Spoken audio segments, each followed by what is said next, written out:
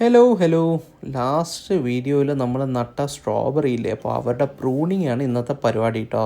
അപ്പോൾ ഇവരുടെ bulb portion ഒഴിച്ച് നിർത്തിയിട്ട് ബാക്കി 2-3 ഇല ട്രിം ചെയ്ത് ഇവരുടെ ചോട്ടിൽ തന്നെ പൊതയായിട്ടിടാനാണ് എൻ്റെ പ്ലാൻ.